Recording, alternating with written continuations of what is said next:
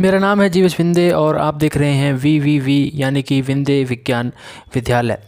तो आज का हमारा जो टॉपिक है वो है चालक तथा विद्युत रोधी। अच्छा, चालक तथा विद्युत रोधी को हम समझेंगे एक एक्सपेरिमेंट के द्वारा। ये एक्सपेरिमेंट का जो चित्र हैं वो मैंने बना दिए हैं।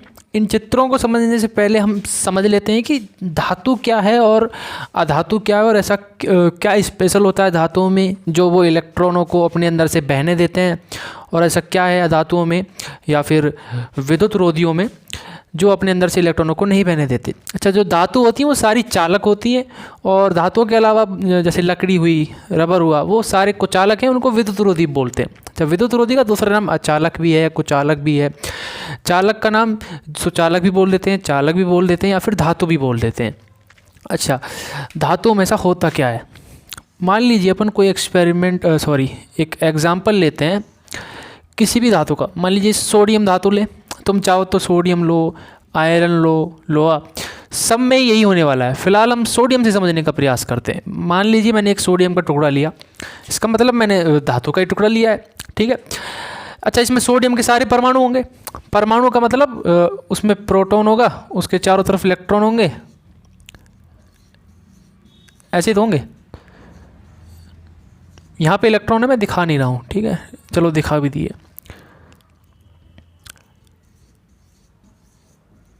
ये तो ले रहे हैं हम, ये है सोडियम का परमाणु, Na परमाणु।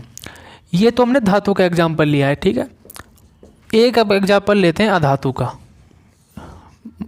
मैंने अधातु ली या फिर विद्युत रोधी लिया, सब में यही होने वाला है। विद्युत रोधी भी में कोई ना कोई परमाणु होगा, सब सारी चीज़ें बनी तो किससे हैं, परमाणुओं से ही बनी है। तो इसमें लेते हैं हम कार्बन परमाणु का एग्जाम्पल, ठीक है। तो बहुत सारे कार्बन परमाणु से मिलकर भी पूरी धातु बनी होगी। तो कार्बन परमाणु में भी वही प्रोटॉन होगा, उसकी तरफ इलेक्ट्रॉन होंगे चारों तरफ।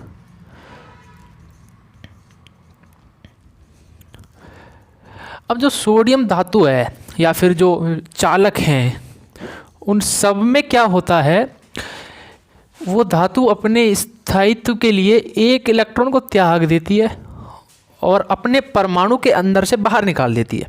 यानी कि अगर यहाँ एक इलेक्ट्रॉन एक्स्ट्रा है तो इसको इसने बाहर निकाल दिया। वैसे सोडियम आती है 11वें नंबर पे। 11वें नंबर पे आने का मतलब है इसमें 11 ही इलेक्ट्रॉन होंगे और 11 ही इसमें होंगे प्रोटॉन। जब 11 इलेक्ट्रॉन और 11 प्रोटॉन है बच्चों, तो माइनस वाली चीज़ें कितनी है 11, प्लस वाली चीज़ें कितनी भी है 11, तो टोटल चार्ज क्या है अब 0। अच्छा, जब इसने इलेक्ट्रॉन अपना बाहर निकाल दिया था, यहाँ देखो इलेक्ट्रॉन बाहर निकाल दिया, इलेक्ट्रॉन बाहर निकाला था स्थायी होने के लिए। केमिस्ट्री में आपने पढ़ा होगा कि अष्टक पूरा करने के लिए सोडियम अपना इलेक्ट्रॉन बाहर निकाल देता है, जिसकी वजह से वो सोडियम स्थायी हो जाता है। ये अपन केमिस्ट्री में पढ़ चुके हैं। अच्छा, यहाँ फिजिक्स क्या लग रही है वो समझने का ट्राई करते हैं। अच्छा, इस पूरे परमाणु में सभी सोडियम परमाणु ऐसा कर रहे होंगे, अपना अपना एक एक इलेक्ट्रॉन बाहर निकाल रहे होंगे। मैंने 11 के 11 इलेक्ट्रॉन नहीं दिखाए, एग्जाम्पल के लिए 2 ही इलेक्ट्रॉन दिखा रहा हूँ, ठीक है। इसने भी अपना इलेक्ट्रॉन बाहर निकाला होगा और इसने भी अपना इलेक्ट्रॉन बाहर निकाला होगा। कार्बन परमाणु में ऐसा कुछ नहीं होता, वो अपना इलेक्ट्रॉन बाहर नहीं निकालते, और इसका मतलब वो इलेक्ट्रॉन नाभिक की पकड़ में है, वो इससे दूर नहीं भाग सकता। अच्छा, इलेक्ट्रॉन पे माइनस है, प्रोटॉन पे प्लस है, प्लस वाली चीज़ें माइनस वाली चीज़ों को अपनी तरफ खींच के रखती हैं, बांध के रखती हैं, ठीक है। यहाँ पे ऐसा कुछ नहीं होता, यहाँ पे अपना इलेक्ट्रॉन बाहर निकाल देता है। टोटल चार्ज अभी भी 0 है, क्योंकि अगर अपन हम टोटल चार्ज कैलकुलेट करें तो यहाँ देखो जितनी इसमें प्रोटॉन है उतनी ही इस पूरी जगह में उतना ही इलेक्ट्रॉन है। देखो ये है तो सोडियम से ही आया है ना ये इलेक्ट्रॉन, तो प्रोटॉन तो अभी भी उतनी ही है और इलेक्ट्रॉन अभी भी उतनी, इलेक्ट्रॉन से थोड़ी हवा में चला गया है, तो धातु के पास ही, बस उस नाभिक की पकड़ में नहीं है, ठीक है। उस नाभिक की पकड़ से वो जो इलेक्ट्रॉन है वो बाहर है। सेम इसी में ऐसा हो रहा है, इसी में भी ऐसा हो रहा है, इसी में भी ऐसा हो रहा है। टोटल चार्ज तो अभी भी इस पे 0 है, लेकिन इसमें अंतर क्या आ गया कि इलेक्ट्रॉन प्रोटॉन की पकड़ से बाहर है, वो गति कर सकता है, एक जगह से दूसरी जगह जा सकता है।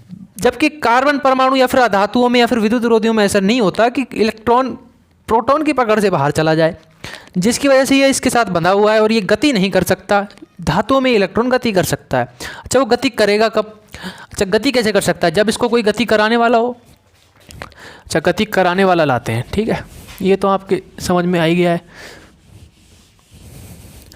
अब मैंने क्या किया, कुछ इलेक्ट्रॉन का ढेर लेके आया मैं और इसके टच करा दिया मैंने,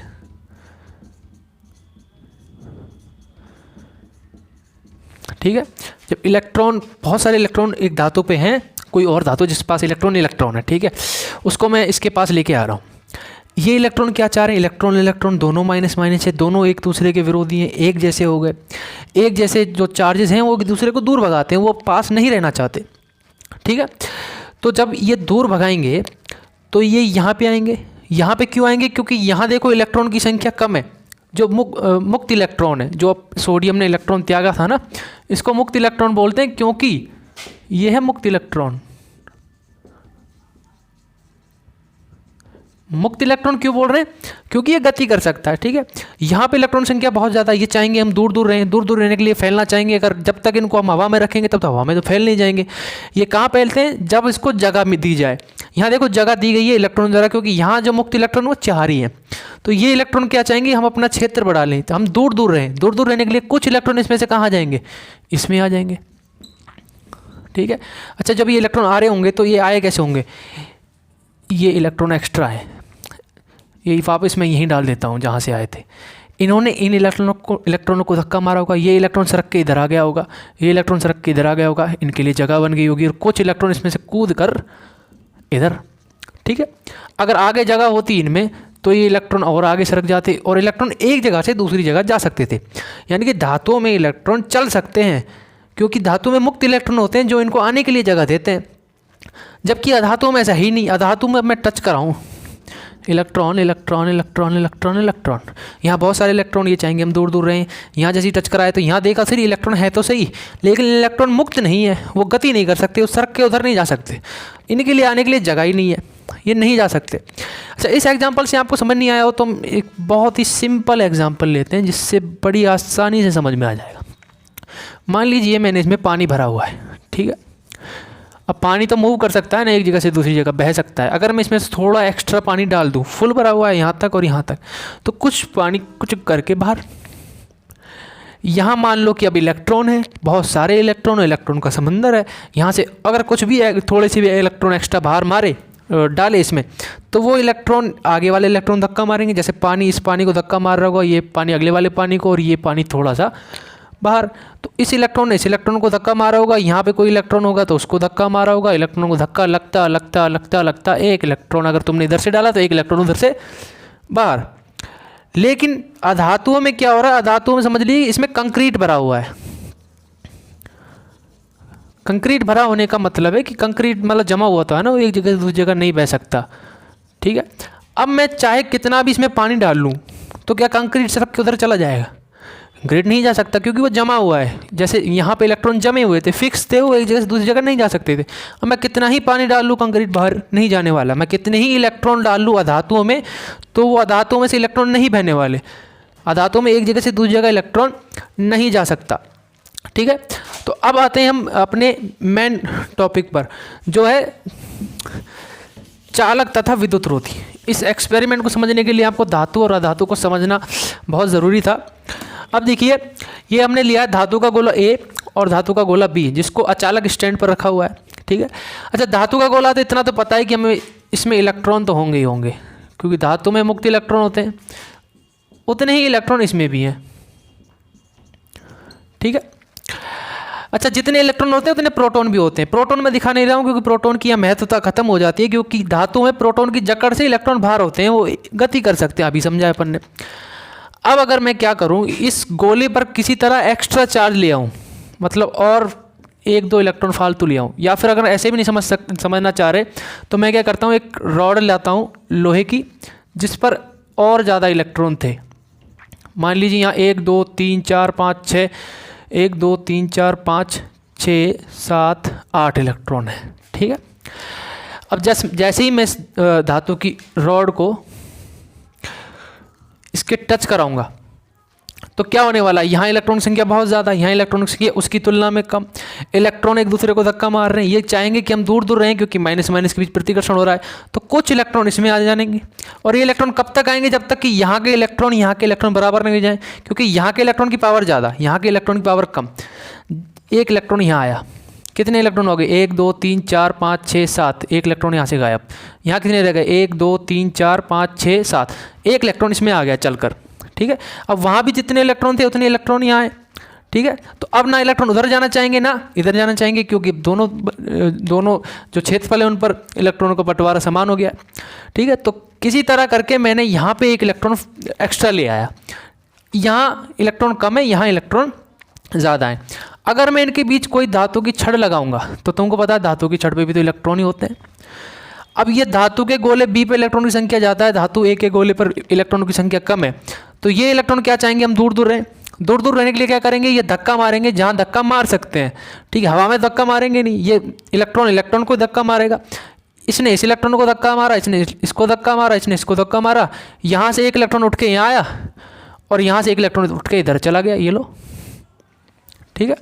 तो इसमें एक इलेक्ट्रॉन आ गया, ये तब तक चलता रहेगा इधर से इधर इलेक्ट्रॉनों का ट्रांसफर जब तक इस गोले और इस गोले पर इलेक्ट्रॉनों की संख्या समान ना हो जाए। अच्छा, जो आवेश जो है वो क्षेत्रफल पे भी डिपेंड करता है। इसका क्षेत्रफल बड़ा होता है तो इलेक्ट्रॉन इसमें फैल जाते दूर दूर, तो इसको हमने और चार्ज करना पड़ता है अगर हमको इलेक्ट्रॉन को इधर से इधर लेके आना है, ठीक है।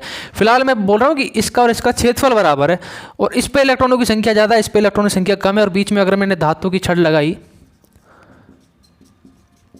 तो धातु की छड़ के थ्रू इलेक्ट्रॉन कहाँ जा रहे थे, यहाँ आ जा रहे थे।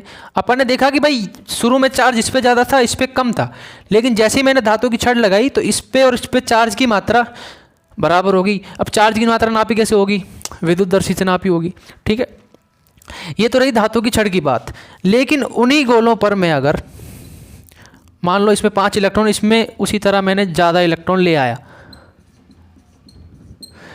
एक कुचालक छड़ लगाई, कुचालक छड़ मतलब लकड़ी लगा दी, चलो। अब लकड़ी में तो इलेक्ट्रॉन है ही नहीं, ठीक है। मुक्त इलेक्ट्रॉन तो हैं लेकिन मुक्त इलेक्ट्रॉन नहीं है जो गति कर सकते, ठीक है। अब ये इलेक्ट्रॉन धक्का मारे तो मारे किसको, अब ये इलेक्ट्रॉन यहाँ धक्का नहीं मार पा रहे, जिसकी वजह से आवेश यहाँ से चलकर यहाँ नहीं आ पा रहा। अच्छा, एक मिसकॉन्सेप्शन ये होता है कि सर हमने यहाँ से इलेक्ट्रॉन डाले होंगे, वो इलेक्ट्रॉन ही चल के यहाँ पे आया होगा। नहीं नहीं नहीं, उस इलेक्ट्रॉन ने इस इलेक्ट्रॉन को धक्का मारा होगा, इन सब ने इनको धक्का मारा होगा, एक दो इलेक्ट्रॉन इधर आ गए होंगे, उधर से एक इलेक्ट्रॉन इसकी जगह भरने आ गया होगा। ऐसा नहीं जो इलेक्ट्रॉन तुमने दिया ही वही यहाँ से चल के यहाँ आ रहा है, ठीक है। वो तो इलेक्ट्रॉन के प्रतिकर्षण के कारण यहाँ से कुछ इलेक्ट्रॉन यहाँ चले जा सकते हैं, यहाँ से इलेक्ट्रॉन यहाँ जा सकते हैं, ठीक है। अच्छा, लकड़ी के केस में क्या हो रहा है, मुक्त इलेक्ट्रॉन है ही नहीं, तो ये धक्का किसको मारे, तो यहाँ से इलेक्ट्रॉन चलकर यहाँ नहीं आ पा रहे। और जब हमने चार्ज नापा होगा तो इस पर चार्ज अभी भी उतना ही आ रहा होगा और जितना पहले था बराबर नहीं हुआ होगा। इससे हमें क्या पता लगा कि जो धातु हैं वो क्या कर सकते हैं, इलेक्ट्रॉनों का चालन कर सकते हैं या फिर आवेश का चालन कर सकते हैं, यानी कि धारा बह सकती है धातु के अंदर से, जबकि अधातुओं में ऐसा नहीं है। तो चालक को हम कैसे परिभाषित करते हैं, चालक वे पदार्थ हैं जो अपने अंदर से आवेश को क्या होने देते हैं, प्रवाहित होने देते हैं।